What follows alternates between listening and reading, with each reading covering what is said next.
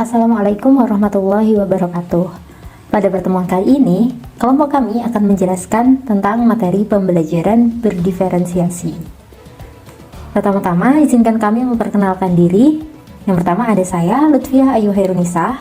Yang kedua, Nufa Huriyatun Nasihah. Yang ketiga, Rohadatul Aisi. Sekarang, mari kita mengenali apa itu pembelajaran berdiferensiasi. Menurut Tomlinson tahun 2001, pembelajaran berdiferensiasi adalah pembelajaran yang memberi keleluasaan dan mampu mengakomodir kebutuhan siswa untuk meningkatkan potensi dirinya sesuai dengan kesiapan belajar, minat, dan profil belajar siswa yang berbeda-beda. Maka dari itu, seorang guru harus memperhatikan serangkaian keputusan rasional atau common sense yang berorientasi kepada kebutuhan siswa. Apa saja keputusan rasional tersebut?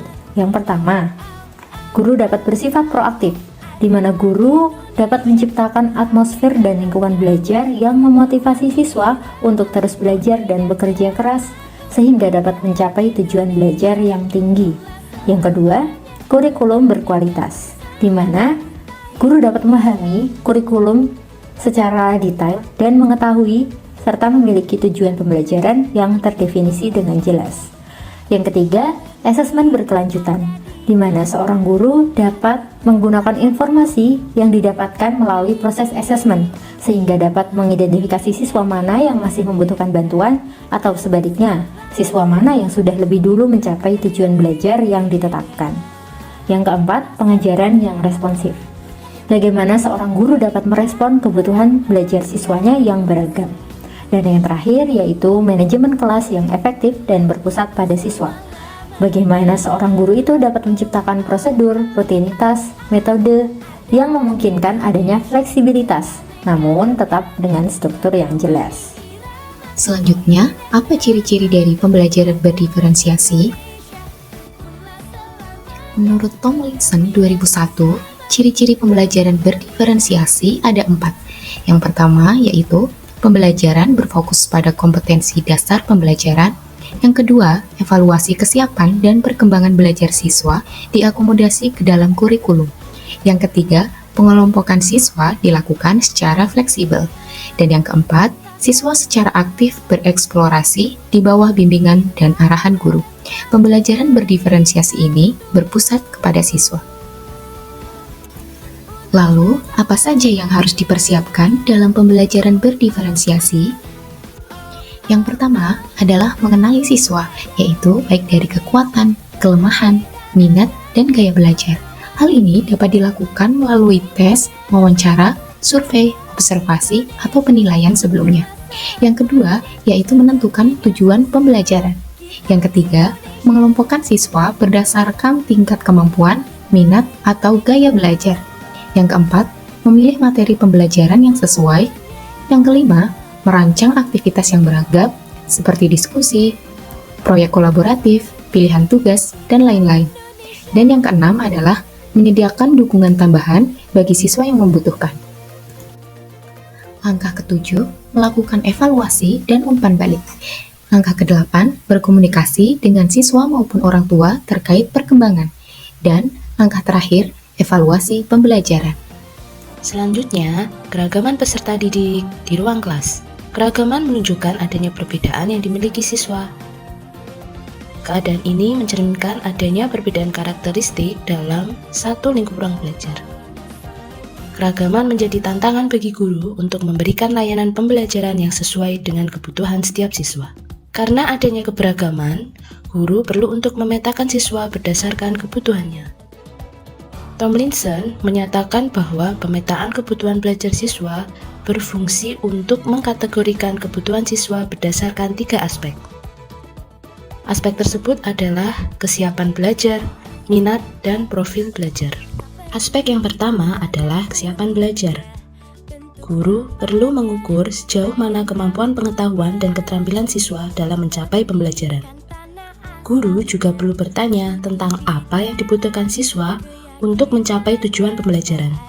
Sehingga, penting bagi guru untuk memiliki pola pikir bahwa setiap siswa memiliki potensi baik untuk bertumbuh secara fisik, mental, dan kemampuan intelektual. Berikut ini adalah contoh pemetaan kesiapan belajar siswa. Bu Dewi mengajar materi pengolahan hasil nabati dengan tujuan agar siswa mampu memahami karakteristik bahan pangan dan pengenalan alat laboratorium. Ia kemudian membagi tugas berdasarkan tingkat kesiapan siswa. Sebelumnya, perlu diketahui bahwa Bu Dewi sudah melakukan asesmen awal terlebih dahulu untuk mengetahui sejauh mana pemahaman siswa terhadap materi yang diajarkan. Kemudian, setelah mendapatkan hasil dari asesmen awal, Bu Dewi membagi siswa menjadi 3 kelompok. Setiap kelompok memiliki kategori yang berbeda-beda. Yang pertama adalah kelompok 1 yang berisi siswa yang mahir. Kemudian, kategori 2 berisi siswa yang sedang berkembang, dan kategori 3 adalah kelompok siswa yang kurang berkembang. Dari hasil pengelompokan tersebut, Bu Dewi bisa menentukan perlakuan yang tepat untuk setiap siswa. Seperti pada kelompok yang mahir, Bu Dewi cukup memotivasi. Pada kelompok yang sedang berkembang, Bu Dewi melakukan scaffolding tapi tidak terlalu mendalam. Sedang kelompok yang kurang berkembang, Bu Dewi bisa melakukan scaffolding lebih maksimal hingga siswa menjadi paham. Yang kedua adalah minat belajar. Minat belajar adalah suatu keinginan besar untuk meningkatkan kemampuan dan keterampilan dalam belajar. Pada siswa, minat belajar dapat meningkatkan motivasi belajar karena mereka secara tidak langsung ikut terlibat dalam proses pembelajaran. Salah satu cara untuk memfasilitasi minat siswa adalah dengan memberi mereka pilihan dalam cara belajar atau penyelesaian tugas sehingga mereka akan lebih tertarik. Berikut ini contoh dari pemetaan minat belajar. Pak Anggar melakukan pembelajaran berbasis proyek dengan topik fermentasi bahan pangan.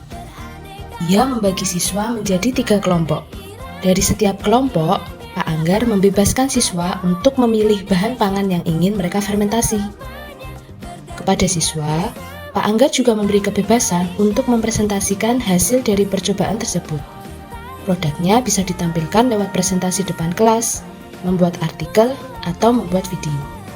Dari arahan Pak Anggar, setiap kelompok kemudian melakukan eksperimen fermentasi dengan bahan yang berbeda. Ada yang membuat yogurt, tape singkong, dan juga ada yang membuat tempe dari kedelai. Tindakan Pak Anggar ini menunjukkan bahwa adanya keterlibatan siswa dalam belajar dengan memberikan kebebasan pada siswa memilih produk yang ingin difermentasi. Kemudian yang ketiga adalah profil belajar.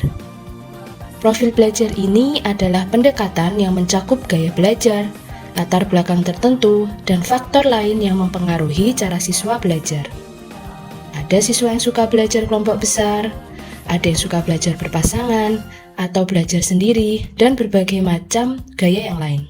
Profil belajar adalah bentuk pendekatan yang paling disenangi peserta didik untuk membantu mereka memahami pelajaran dengan baik. Sebagai contoh pemetaannya, Ibu Ida mengajar materi teknik pengawetan dan memahami bahwa siswanya memiliki gaya belajar yang berbeda-beda. Oleh karena itu, hal yang dilakukan oleh Bu Ida adalah menyiapkan variasi media ajar sesuai dengan kebutuhan siswa.